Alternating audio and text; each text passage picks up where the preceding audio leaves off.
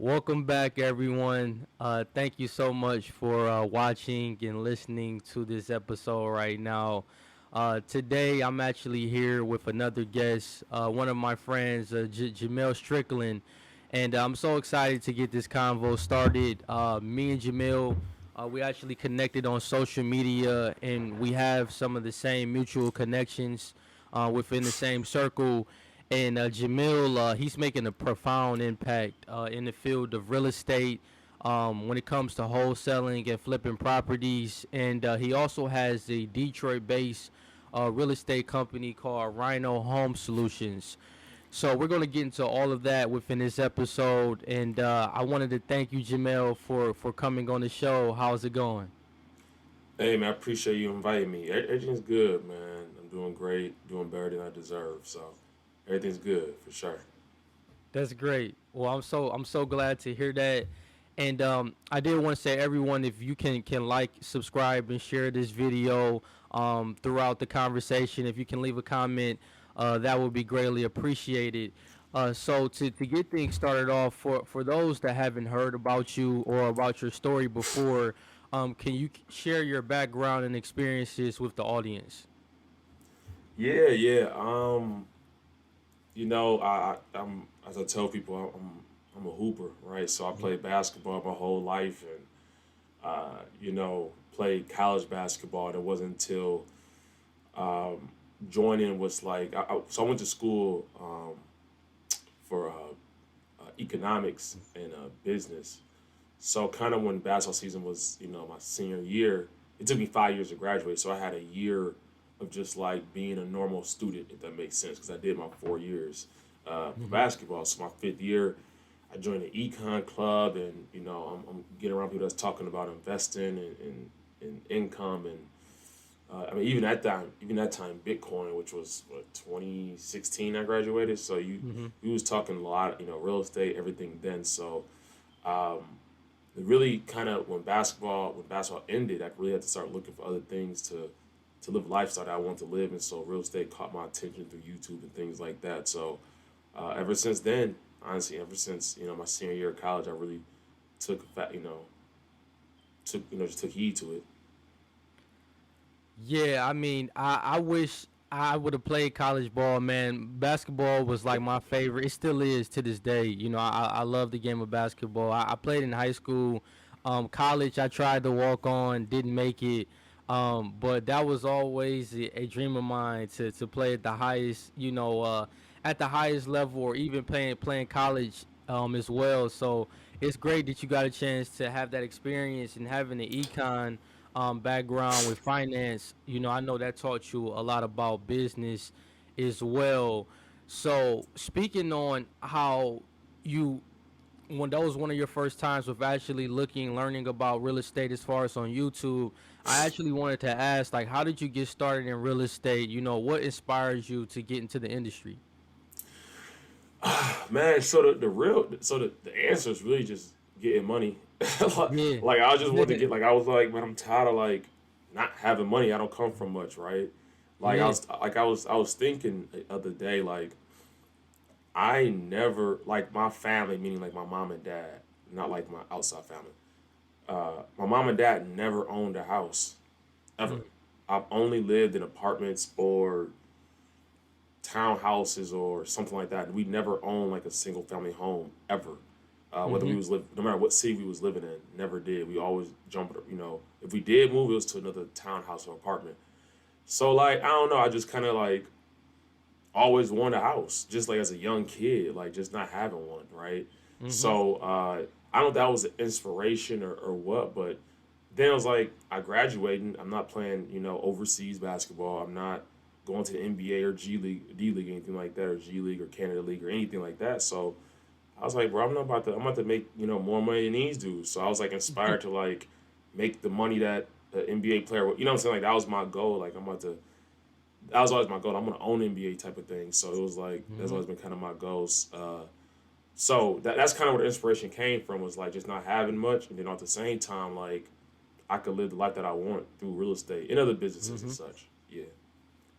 Yeah, and I think that it's important that it inspired you because you didn't see it in your family. It wasn't prevalent, and for you to uh, want to make those changes and be the first in the family to have real estate properties. I know that's a blessing, man, because same thing with my family. My parents, they actually they have owned two homes. They've owned some homes, but it was more of a situation where they bought the home and then they sold it when they moved into the next home, but they possibly could have leveraged the previous home a little bit more and actually rented it out and got rental income from it. And they actually tried to do it, but they had some challenges and ended up just selling the home. But I definitely think that in my family as well, real estate isn't,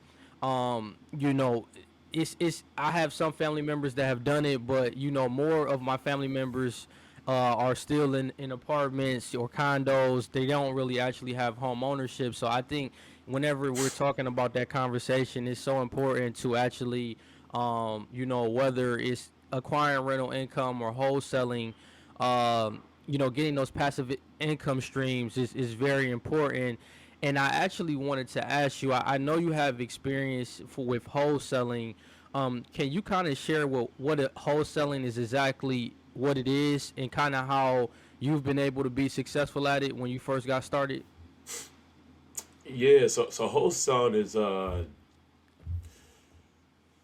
basically you're the middleman, right? Yep. So that's the easiest way of putting it, right? Mhm. I find somebody that's looking at the basic, like as easy layout as I can for people that Mm. don't know, because everybody's gonna get these complicated definitions. Yeah.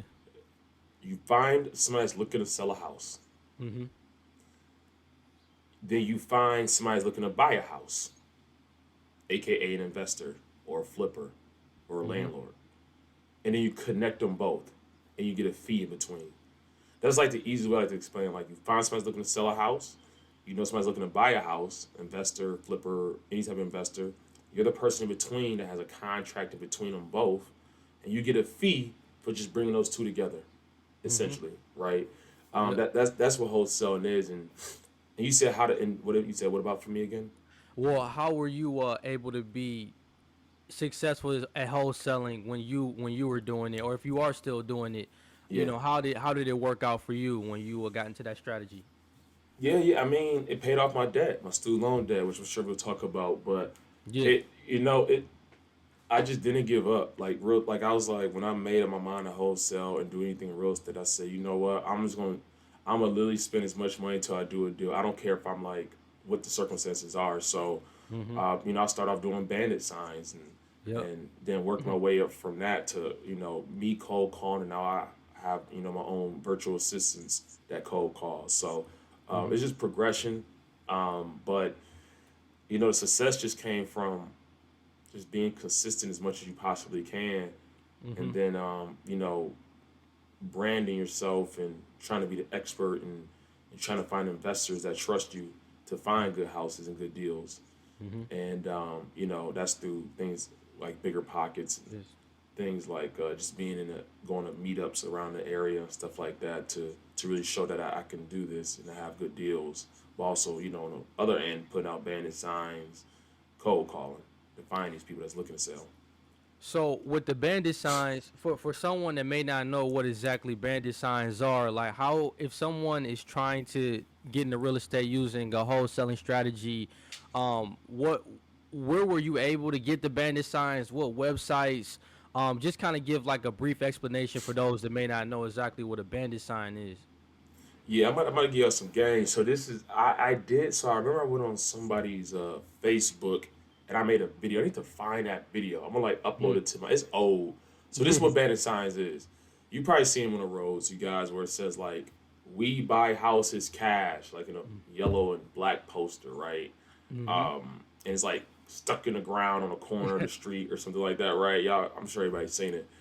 This is what I learned to make them super cheap. So I'm gonna just tell you real quick how I made them because I made them from scratch, Mm. and I'm gonna give y'all the game so you can do this. This is how I got my first three deals, maybe more, probably more than that.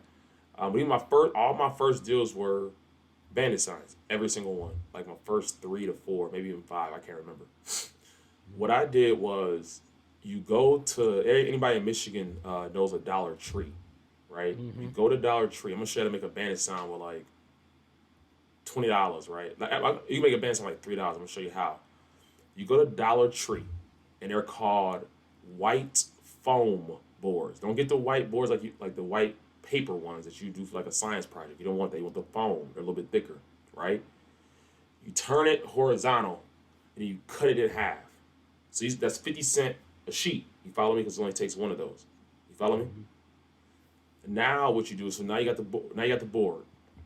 You go to Home Depot, and I think I got crazy. I got one right here. Look at this, man. Ain't God good? Look, here we go. And you go buy this. Just so you know, I'm about that. This right here. The Sharpies. Get the Magnum. It's the one that's gonna make a bigger, like, it's gonna be more clear, right? So get the Magnum one. It's more ink in this one. I heard it's a permanent marker, and you write, put a nickname. Don't put your full name. So my name is Jamiel. I put J by houses, and I use my Google Voice. Google Voice is free, right? So now I just gave y'all that. So now we got the board we cut in half from Dollar Tree. That's 50 cents per. It's one board, 50 cents. This is like $2. You write a nickname. So for you, Kevin, just put like Kev or maybe your middle name or something like that, right? Yep. Kev by houses, Google Voice number. You need one more thing. The last thing is I'm really about to give you the whole thing right now. It's crazy. The last thing is called H, like HS in hockey. H stakes. H-STAKES. I get them from Amazon from cheaper, but you can go to Home Depot and buy some for $1. $1 a piece. So how much we spend? Say $2.50, $1 on H stake, then $1 on the board. So what's it like $3-4, right? For it, and you just made yourself bandit signs. Now, I don't know what city y'all in. Don't be like Jamil told me to buy all this stuff, and the police give you a ticket. I wasn't worried about that. I was being real with you. I'm like, whatever, it is what it is. Like, I gotta get this money. But that ain't saying that's the right thing to do. I'm to each his own. But every city has different cornices. In Detroit, man, I'm just like everybody else got them out. I'm putting mine out, right? So I wanted to get this money too, but that's how I literally do it. Then I'll go out around 11, 12 at night. And I go to, corners of hot areas, high traffic areas. I started just doing any corner, but I go to corners and areas that I kind of know in Detroit and zip codes, and I stay in that little area, and I just hit them all with bandit signs. So there you go. That's how I make bandit signs. Hey, that's strategic, man. I think that I've heard of different websites, but I love that strategy. How you said you go to Dollar Tree first to actually buy the phone, and then you get your stakes from actually Amazon, and I know Amazon is pretty affordable, like you said, and then you can actually get the Sharpie to actually write on exactly what you want to the marketing slogan or whatever you're putting on the board to get people to Yeah. lock in. And I think it was very important that what you said about the name, because you want something quick and concise that somebody can look at, that can catch their attention, and they can be able to quickly, access. They see your telephone number, they can give you a call. And I think that location, man, is so important. Like, you want to make sure, like you said, a high traffic area, an area where you're going to see a lot of people driving. I know, especially probably near major intersections, where Yeah. there's going to be a lot of where there's people probably going to be at a red light for a while. That's probably a perfect spot. Putting it in a mall area potentially. I'm curious, like, when it comes to location, I know that's very important. When you first got started with bandit signs, did you kind of just put them like wherever you were comfortable, where you knew where a lot of people were going to be at, or did you actually say, okay, I know, well, maybe if I drive into this zip code, I'm probably going to see a lot more traffic? Yeah, initially, when I want to add to that, buy Yeah, tape to tape, tape the H stake to the back of the board. boy, Somebody's listening, but and then use your name, because everybody put we. You want to sound more personable. person. But answer your question, I'm gonna be real with you. When I first got it, man, I was just sticking them up, because the thing is, it's not a fun task, right? Going outside, I was doing the code, and I'm like, man, it's like you try to pump yourself up by putting on podcasts while you're doing it. It's not fun, right? You driving around. You looking crazy. I mean, imagine looking crazy going outside like with an H-stick and you just try to stick something to the ground and run back in your car. Like, Right. you feel like a criminal, even though you're not, and you feel crazy. So, Yeah. I say it to say this. When I first was doing it, I just kind of like, I was just driving to like I seen nobody around, Hmm. and that's where I put it at. Like I wasn't like at first I wasn't strategically putting them out. If that makes Yeah. sense, I was just trying to put them out where it just was. Like I tried to be somewhere on a main road, but Yeah. like it didn't matter. Like if it was like nobody around, I was sticking it right. Yeah. And one of my deals came from somebody's that was in that area that wasn't from that area, but they was visiting their cousin. They called, so you never know who you get, right? But Yeah. after a while, I started strategically planning out stuff. Like, all right, I'm gonna hit this area between this freeway and this freeway, and Hmm. these are places I'm gonna hit. So after like I started doing it for a while, I started kind of, mapping things out and Mapping. yeah, and trying to hit the high traffic areas for sure. But initially though, Yeah. man, I was just getting out there, just like I Yeah. don't want anybody looking. Run back in the car. No, I think that's the most important thing. Just getting started. No matter if even if you don't know exactly where to put it. As long as you're focusing on a high traffic area, you can't go wrong. Because like you said, with the freeway areas, you're going to catch someone's attention. I see them all the time when I'm driving here in Florida. And it's just in my neighborhood, I see people putting them in different spots. So I definitely think that the biggest thing is getting started. Now, you did mention about how wholesaling and just with you getting into real estate, it allows you to be able to pay $34,000 in student loan debt, and I think that's very big to kind of talk on that experience because it's a lot of people that are probably watching now, including myself, that have student loan debt and really want to see from an example like yourself how you exactly did that. So can you kind of touch on what no matter like how you were able to do that, whether it was you actually making profit for certain properties that came out to 34,000. How was exactly were you able to be able to do that to make that happen? Yeah, yeah, yeah. So the short answer was I made my living expenses extremely low. And I'm gonna explain how, and I increased my income as much as I can, which is really That's the, good. the secret to everything, right? But It let's is. talk about how applicable is that? Like, let's break that down, right? Mm-hmm. So, first thing I did was I bought I house hacked. I'm big on that. Y'all gonna Mm-hmm. hear me talk about that. If you guys follow me on Instagram, you're gonna see more videos on that. Basically, I live in one unit. I got a duplex. What y'all see right now, this is my house, right? This is my duplex. I live Mm-hmm. upstairs, and I was renting out the bottom units, right? So I did 3.5% down, which was like, I bought the house like 125,000, right? So I came out of pocket with concessions and all that. Let's say $6,000, just to make something up. I think it was like around that. I bought a house. I live up top, rent out the bottom. Remember, I told you I played basketball. My college is near where I'm at. So I had basketball players living in each room, and I was charging them $400 a month. Mm-hmm. So I'm making $800 for them living below me, right, in the other unit. My mortgage was like $1,000. So I need like maybe $1,000, $1,100. I need $300 to live. Imagine having rent for Mm-hmm. $300. That's it. That's all I need was $300 to make it, right? So okay, that I ended up got a no leasing like that. I just had a car that I just a random car that I paid off. Camry. Just one of them old pickup. Whatever cars. Yeah. So now my living expenses is super low. So that's the first thing I did. So now my living expenses is low. I had a job where you can work OT, so I'm grinding that way. So I was paying like my just normal living, food, etc. And I'm wholesaling.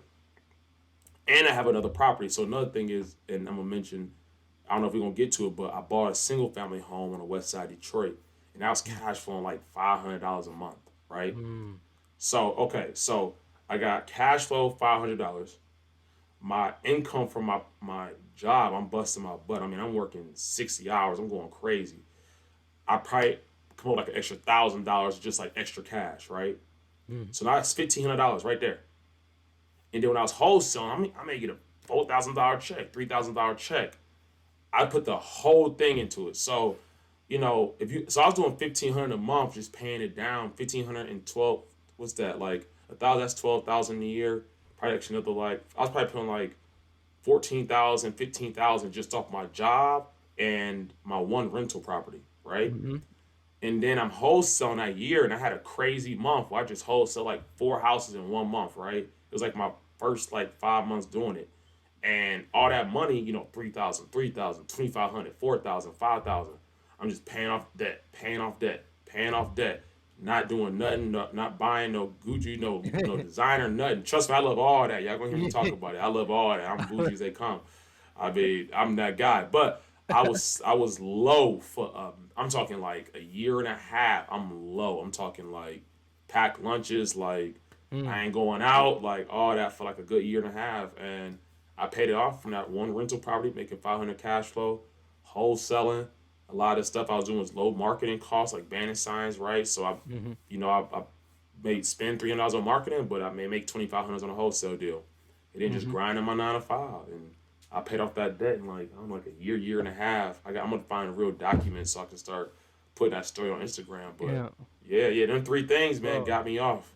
Bro, that's so much inspiration, man. Yeah, I just heard a lot of different elements there, and I really want to spend some time on this because yeah, this is very important. Because I feel like when it comes to a financial literacy standpoint, the fundamental of being able to get out of debt is you want to be able to keep your expenses as low as possible, and you want to increase your income as high as you can.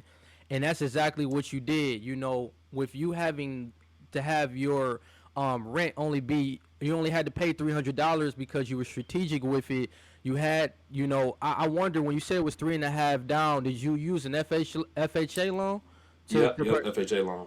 Okay, so for you to use that in house hack, which is another term that people need to be aware of, where you're actually living in the property and you're renting out the other units, it almost allowed you to keep your rental expense so low, where all the extra capital that you were getting from wholesaling, from your job with doing OT and other things around that, it allowed you to be able to put more money towards the debt because your income was at a high level, and your compared to your actual living expenses that you had to maintain, just the living, it was very low. And that was just a great strategy, man, on how you were able to be able to do that. And I think anybody can take a lesson out of that, is that if you are trying to get out of debt, really the key is just keeping your expenses low.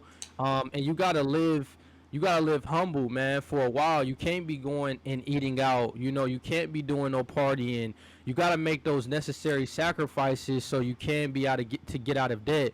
So all I hear in that conversation, man, what you just said, which is sacrifices, keeping your living expenses low, and really putting everything you could towards your debt on the extra income that you made. So, man, that's very commendable, bro. That you were able to do that, and a lot of people can take some insight out of that. Now, I wanted to get your perspective on driving for dollars. I know that that's another strategy as well. I know Yeah. we've gotten a chance to talk about wholesaling. You went over house hacking, but have you ever done driving for dollars? And can you kind of go into that strategy? Yeah. So driving for dollars is when you drive, right? You drive in different areas and you're looking for, homes that got high lawn. They ain't cut their grass in a while, or look like it's vacant, or look like it's mail in the mailbox, packed up in the mailbox, right? It just looked deserted, right? So you write down that address and you go try to figure out who that person is, or you drop a letter in their mail, or you call them, or whatever case may be. I'm gonna be honest with you. I done it and I didn't really Y- get a lot of success from it. Yeah, And it was hard. It's hard to scale that, yeah, right? So, yeah. like for me personally, I didn't do well with driving for dollars. I'm not saying it works. I know people that made thousands doing driving for dollars. Mhm, For me, I think it's an area too. mhm, Postal driving for dollars, like, you know, when I was getting off work, it's dark. Like I'm not trying to be in the middle of Detroit driving, and once again I was living low at that time, so I ain't had no like just great car. Like I was just my junk all making these loud noises, like pulling up. You know what I'm saying? It was an awkward situation for me. And then it's so dark that you can't even see the address. So now I gotta like leave my car, or, like park somewhere, and then like run. It was just like it was for me in my area. It just didn't make sense for when I was getting off work and things like that, unless I did on the weekend. Yeah. So it made more sense when you do bandit signs, but so I didn't really do a lot of drawing for dollars. It's hard for me to scale that. At least with bandit Yeah. signs, I was paying. It got to a point where I was paying people, which is I need to go back to doing that. But I was paying people to put out bandit signs for me. So I'll do the bandit signs, and I'll pay somebody $150 to go just drop them off to each place, right? So that was easier to scale for me at least with the bandit signs, and I had success with it. So I just kind of stuck with what I knew. Yeah, no, that's really good. And I actually wanted to transition into like some strategies that you have used with finding buyers and sellers. So I know that you're speaking on bandit signs, but have you ever used other strategies as far as like getting access to the MLS from a realtor or looking at auctions, websites online, absentee owners? Uh, can you kind of go into those other strategies other than bandit signs, or if it is only bandit signs? But I'm wondering, were there any other strategies that you're currently using or have used with finding buyers and sellers? Yeah, one the other so betting sounds was my first way. Then I went to cold calling, right? And then Hmm. from that I added on, and I'm actually gonna take. I'm working with a guy. We gotta connect, but I did it before. But I was using SEO, right? SEO is like internet Oh yeah. lead generation. So if somebody Yep. goes on Google and put, I'm trying to sell my house in Detroit. Let's say you right now, if I'm trying to sell my house in Detroit, I was trying to be on the first like five, links with my website saying that I buy houses, right? So Hmm. I did a lot of that. I did a lot of SEO.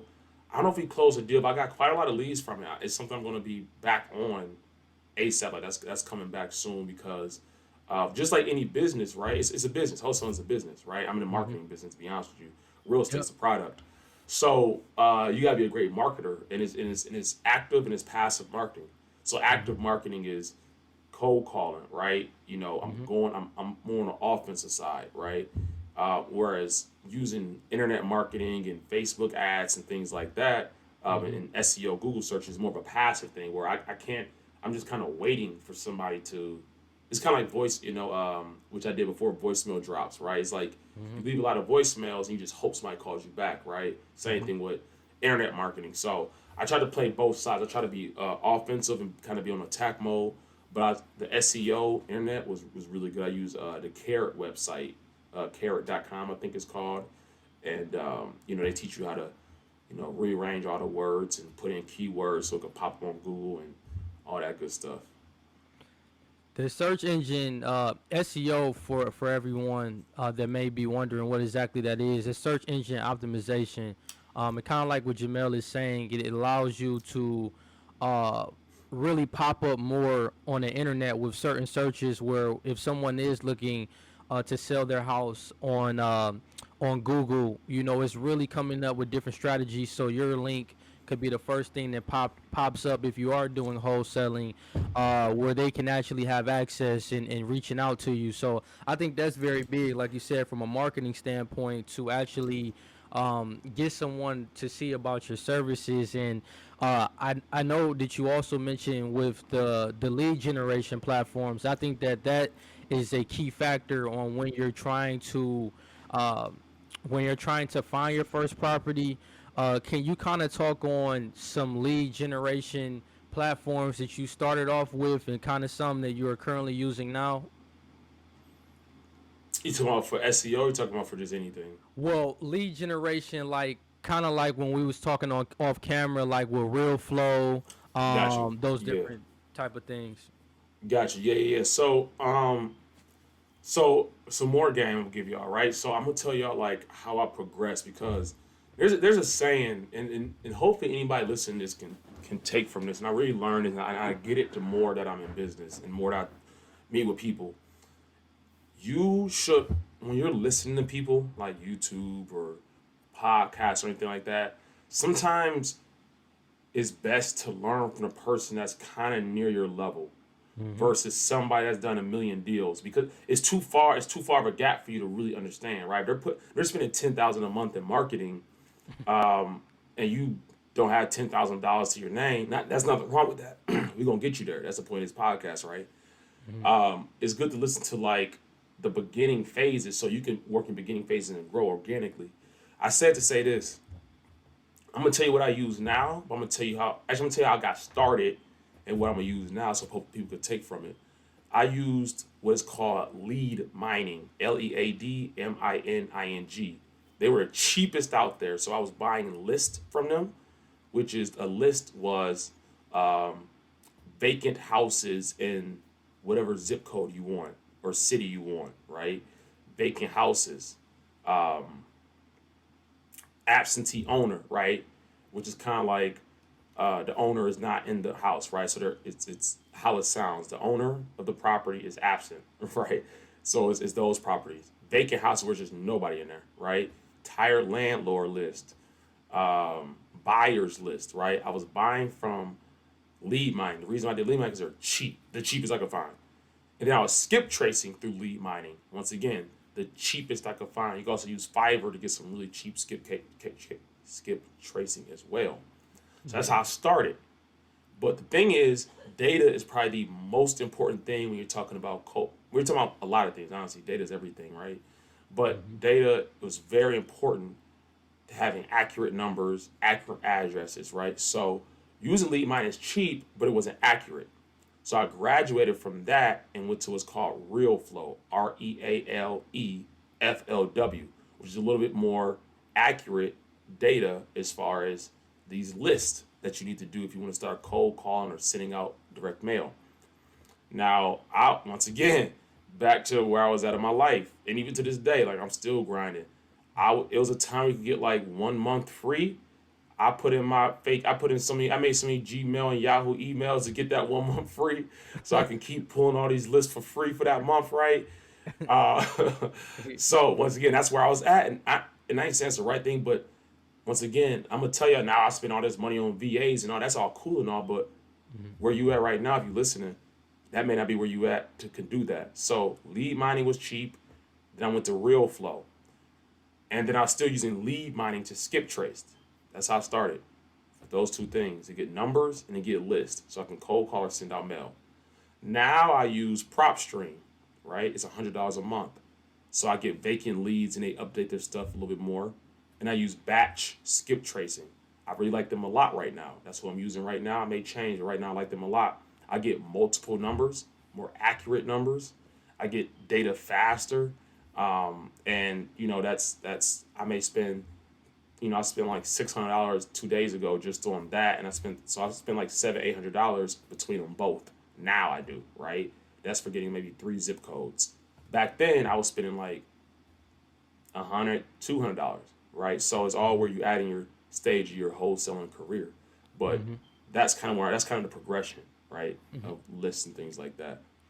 Yeah, that's big, man. Because I think that, like you said, you got to start from where you're at. Yeah, If you're not, you know, if you're just getting started, you want to find a lead generation platform that's within your budget. You don't want to try to overextend yourself, and as you continuously grow, like you did within your real estate journey, then you're able to get into some of those bigger platforms. But I think being able to get the accurate data is so important because you want to make sure that the list that is providing you are accurate enough where you can be able, to create some direct mailing lists.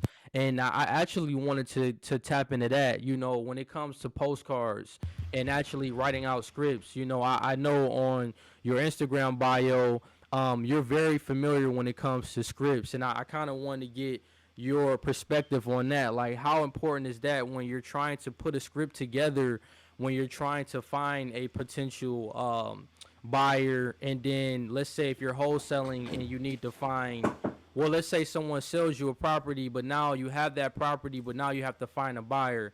Talk about that process of actually putting a script together where you're actually where you're actually able to attract someone to want to buy that property. yeah. So I have a script mainly for sellers. I do have one for buyers that I'm working on, but when people are trying to cold calling is an awkward feeling for most people, right? It's not, it feels weird to just randomly call somebody and ask, can I buy your house, right? So, one thing to help people, I kind of get over that nervousness or help them not sway from what we need to talk about is having a script. So I have a script. It's in my Instagram bio. It's get it. It's free because I'm about to charge $100. No, I'm joking, but get it. It's free. I'm joking, y'all. It's free. Go on my Instagram bio, follow me, and get in on the script because when you have your script. Hey, this is Jamil. I'm calling from this company. I just ran it right. I have a whole script that makes it kind of easy for people to go through and make them feel comfortable when you're looking to see if somebody's looking to sell their house, right? And it gives you things that you need to ask. Because when you're on the phone, what do you ask them? Right? Ask them, do they have any other properties? Ask them, do they have any back taxes, back water? Ask them what the condition is. You have a place where you can take notes at, right? So you have all that information if they are looking to sell, right? So that's one script process. The other script is for things like a buyer, right? So I have my buyer, same thing. I'm cold calling a buyer, if I'm talking to them on Instagram or Bigger Pockets, same kind of thing. Hey, I'm this coming out of Detroit, blah blah. We have these kind of properties, and you kind of going for looking for their email or their phone number. So it's just kind of just a guide, so you don't lose, track of what's the real purpose of the call, and kind of get yourself mixed up and not sound professional, like you don't know what you're doing. So script is really important. Yeah, it keeps you structured. Staying on Absolutely. point of exactly what you need to say throughout the call, where you're not just going through just kind of thoughts. You want to make sure that your thoughts are well aligned, and if you don't have that script to kind of guide you, you're kind of all over the place. And I think that when you're talking with a seller on the line, you want to really get information as far as what is their incentive of actually wanting to sell their home, so you can also see the potential of being able to help them through that process. And I think that, like everything you said, like knowing the condition of the home, getting into the more details of what they're looking to want to sell it for, all of those things are important points to kind of hit on. Now, I actually wanted to talk about your company, Rhino Home Solutions. What was the purpose of you creating that real estate company, and what are the services that you all provide? Yeah, I have a partner, a business partner that's in the business, and between us both, we find off market deals, right? Essentially, probably through cold calling, 90% of it, right? And we then sell that house to investors. A lot of them tend to be out of state, and with them being out of state, they need help with the process. I own my own properties, right? A lot of them are landlords, are looking to be landlords. So since I own properties, we have special knowledge, so to speak, to help you get started. So when you buy a property with us, we charge it. So we make money on the wholesale people. We also charge people for doing some some construction, where we manage the construction and project management, and also do kind of like a service of setting you up, right? So we'll help you get you a tenant. We'll go through the document and paperwork for you, getting the lead inspection, getting Detroit rental inspection, right? Things that people out of state wouldn't even know how to do, right? Turn on DTE, getting the water, meter read, all these things that nobody want to talk about when buying a property. We help people do that, and that's our sales pitch. So we try to get paid as many times in that one process as we can. So we do the wholesale fee. We can Everybody don't do it right as far as a property management, but we have contracts that we can property manage it for you and get the property up to code or whatever or how you want it to be. And then we charge a service to get it, rocking and rolling. And then we charge to place a tenant. So Mm. we try to, we try to hit everything, as many things we can during that process. So that's kind of that's what Rhino's for. Rhino's a full service. Like, investing in Detroit is not easy, but Mm-hmm. it's good if you got the right team. It's Mm-hmm. okay if you know who the right people are, if you know the ins and outs, right? If you have contractors and inspectors and different things you could always hit up and message, right? So we provide that service for a lot of people, and especially people out of state. They love it. They don't mind paying that. They want, it's an investment. And one thing about investment I'm going to talk about is this, a safe investment, right? And Mm-hmm. the safe investment is doing things right up front. So that's what we do. So we go through the whole process, and that's kind of purpose of Rhino. And we're going to get into some more things, right? I do flip and things like that, but Mm-hmm. that's what Rhino's for. Yeah, man, I love that, bro. The different, business model aspects with the wholesaling fee, just the property management aspect of it. I think that it really sounds as if you're kind of guiding and helping people through that whole process of real estate, from the Hmm. beginning to the end of the transaction. And I think that that is a great need. It's a demand for those services. So I love to hear that, man. And I'm definitely going to continue to keep staying aware of everything that you all are doing with Rhino, and definitely keep up, the positive work that you all are doing. Now, I know that we also have spoken throughout this episode about relationships, and I think that that's another aspect to really talk on with being successful in real estate, because whenever I go to conferences and events, I always hear about, the success that you can have in the game of real estate is really the relationships that you're able to maintain and also be able to develop. So can you kind of talk about, from your experiences, how you've been able to leverage relationships to actually find your properties? Yeah. So the biggest thing is what you talked about is maintain and develop a relationship, right? Mm-hmm. So what a lot of people do at these events, right? They go out there, they pass out business cards. This little tip for y'all. This is a game that I do, and it sounds unprofessional, but it's very professional if you say it right. You got to be somewhat not smooth talking, but you got to have confidence when you do it. So I will go to these events, right? And it may be a big event for real estate investors or whoever's there, and I purposely do not have business cards on purpose. What I would do is, when I was, first of all, you got to narrow your scope. You don't want to talk to 100 people. Talk Mm-hmm. to under 10, right? If you can't, and narrow down who you want to speak to. Start a conversation with them, whatever case may be. And at some point, I'll ask for your business card, or I'll ask them for their business card, right? If I don't. And I'll say, hey, Kevin, do you have a business card? Kevin, yeah, I got a business card. Like, perfect. Hey, listen, I don't have a business card. But what's easiest for me is, do you have social media? They say most of the time they do. Okay, perfect. What's your name? So I pull out my phone and I go add them on social media, Instagram and Facebook, both, right? So they see me twice. So now I got them on social media. That's way more important than business card, because realistically, what do people do with their business cards? They lose it, they crumble it up, it gets faded because it gets slide the car. But if you're somebody that's on social media and you're consistently posting, they remember you, right? They remember you, and then when they see my page and how nice my page looks and professional my page looks, they remember that. So they go ahead and add me on Instagram and Facebook. Now I'm top of mind over everybody with those business cards, because they're gonna be looking at my pictures. What's the first thing you do when you pull up Instagram? Let's be 100, girl or guy, it don't matter. First thing you do is you click on it and you start scrolling through their pictures. Yeah, Yep. who is right? That's what I want people to do when they meet me, right? Because all they doing is thinking about me, right? Top of Mm-hmm. mind. So then after I see they accepted me, because Facebook and Instagram give me that, I may wait 3 days, hit them up on a DM. Hey man, it's super nice meeting you at the meetup, whatchamacallit. Just to let you know, I didn't actually grab your email. I think I got some properties that that you may like, right? So now he sends me an email. He gives me his email address. Now I have his social media, both sides, and I have his email address, right? So I can send that person properties, or if they looking to sell properties. Hey, I know we talked about you looking to sell some properties. I'm actually looking to do some more flips, and I actually have some buyers too. What's that property address again? Now they Mm. message me on there, right? So now I got them on two modes of communication. Now three modes of communication. Now my last part of communication is, hey, it's a little bit easier if I can just talk to you over the phone. Can I get your cell phone number? Mm. Now I got two: social media, email, and cell phone number. And guess what? During this whole month, I see a little picture with their kids. Like, I see some, they went out to eat with their wife, date night. You guys look great together in a comment. Now I I'm just juicing them up. So yeah. now they can't, now you can't help but remember me. You know what I'm saying? How you forget this dude that's organically in your life now, right? Social media is powerful, man. Man, it's so powerful, bro. That's the new business card.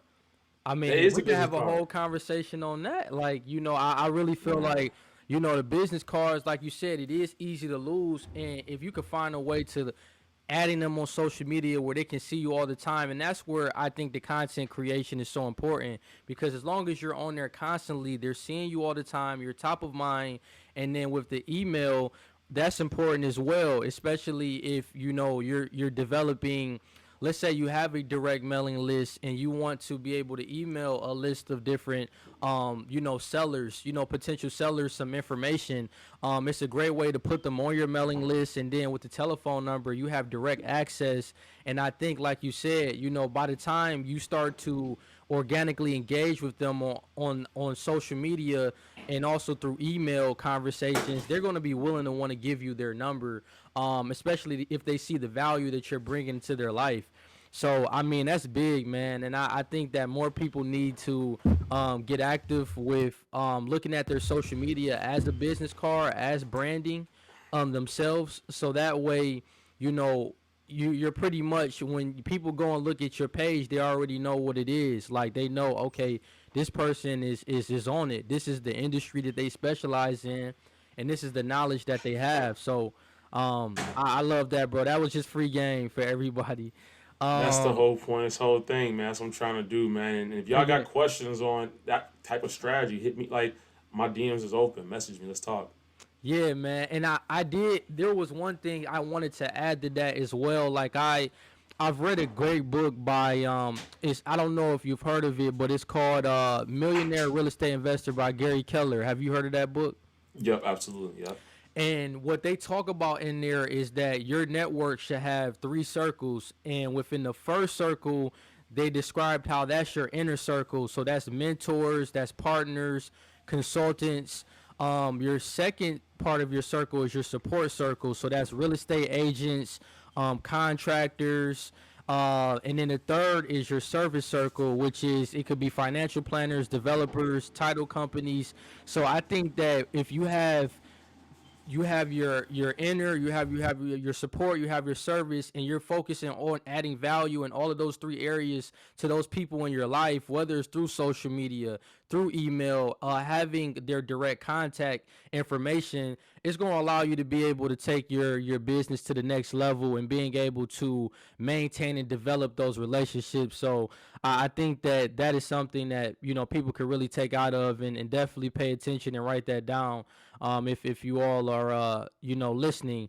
Now I guess as we're coming to a close here, one of the biggest points that I wanted you to kind of go over is like how can people be able to get into real estate? Like, what's that first step for someone that is listening to you? They're hearing everything that you're saying about wholesaling, about the different bandit signs, the lead generation platforms that you have used.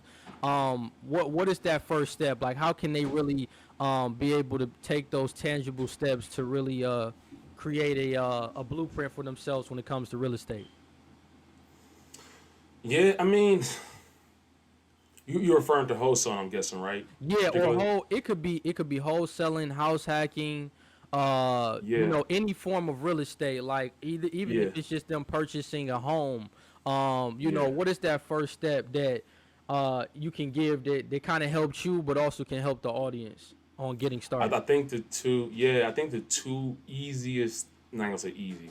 Yeah, I'll say easy. The simplest things you can do with the least amount of money off the jump is house hacking, depending on where you live. You live in California, I get it.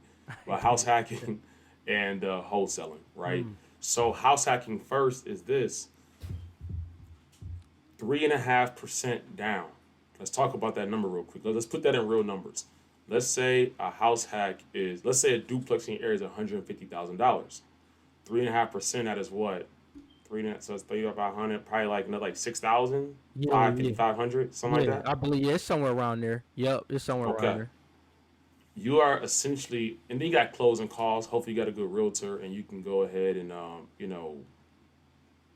basically be able to, I don't know the word, get concessions to get like discounts and stuff, right?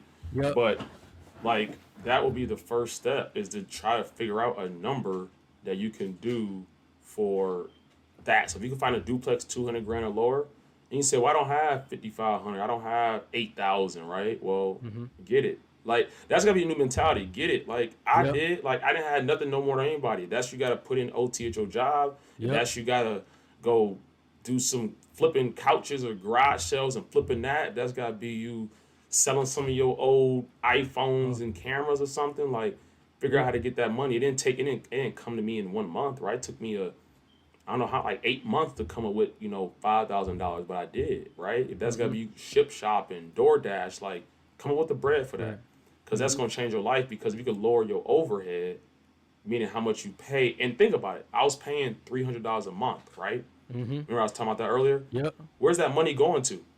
It's going down to my principal payment of my Payment. house. Yep. So I'm essentially investing in my own house. House. It's Exactly. crazy. It's unreal. So like Mm-hmm. you gotta like I just like if you thinking like your mentality is like I need to get a house hack between 2 to 4 units, live in one side, rent out to others. That's figure that out. I don't care how you do it. Borrow money, ask your mama. I don't care if you don't got that. Hustle, OT, DoorDash shipped. There's too many ways to get money out here. Don't It let them is. like $8,000 is not a lot of money. You can do that if Facts. you really put your mind to it, especially over a course of 8-9 months. You can do that. Facts. Okay, so that's one thing. The second part is, let's say you like, man, forget all that. I don't want a house. I'm loft living or something like that. I'm just trying to make money, right? You townhouse living, you doing your thing. You just want to make some extra income. Wholesale, the easiest, simplest way. I tell you how I became one of our first deals came from Craigslist. Mm. That's free. We was going on Craigslist, calling people that had houses like that had outstanding like they was looking for renters. Like, hey, I got a house in Detroit. We're trying to if you want to like we was calling people that was landlords and Mm. asking those landlords do they have any of the other houses to sell because a lot of Mm. landlords have more than one house. Mm-hmm. So that was on Craigslist, like just literally going through Craigslist, and that's free, right? Mm-hmm. You literally go and Zillow, the same thing. Zillow at that time did have it more in Redfin. If you was trying to rent a house, you can call these landlords. I wasn't acting like I was trying to rent, but their number was on there, so I was calling these people free, right? That's Mm-hmm. one way, and I was just using my Google Voice number calling people, and then eventually I got the bandit signs, and I went over how to do that. If you can Yeah. come up once again with $500, you can make like 300 bandit signs, and Mm-hmm. that can last you a month. You put out 75 every week. That can last you a month, Month. right? So there's free ways, like I said, with Craigslist and Zillow, and I think it's on Section8.com. Yeah. That's Section another 8. little game. Yep. Section8.com, right? I'm calling these people that looking to rent their home up. I'm calling them not as a renter, asking they got other properties that some that's run down or is not making them no money. Are you interested in selling? Right? So that's free. But in standpoint though, free don't mean it's always better, right? So Exactly. if you come up with $300, $500, $200, get some bandit signs out there. Buy some list, right? Mm-hmm. List from lead mining, as I said, I Yeah. started was cheap, $250. Come up with that. That's you guys save up for. That's fine. Yeah. But that's the easiest way to get in my opinion. I say go house hacking. I think that's the most important personally because that's The that's house. generational wealth, right? Yeah. If you get you 2 to 4 units, only coming out $7,000-8,000 of your own money, you win it because I made that money back and super fast and I almost lived for free. So Yeah. that's first. Yeah, man. I think the house hacking is big, like because our what we pay for rent is most likely the largest expense that we have compared to all of our other expenses. If you're looking at whether it's your phone bill, you're paying anything around like your electric, gas, Yeah. or credit card debt, whatever it may be. What you're paying for rent is most likely your largest expense. So if you can Yep. find a way to house hack where you lower that expense down to like $300 like you did in your scenario, I mean you're gonna be good because that's the key right there. You're lowering your one of your largest expenses. All of the income you're making from whatever other sources you may have is becoming extra income for you, and you're able to put that towards whether it's other assets or being able to get out of debt if you are in debt.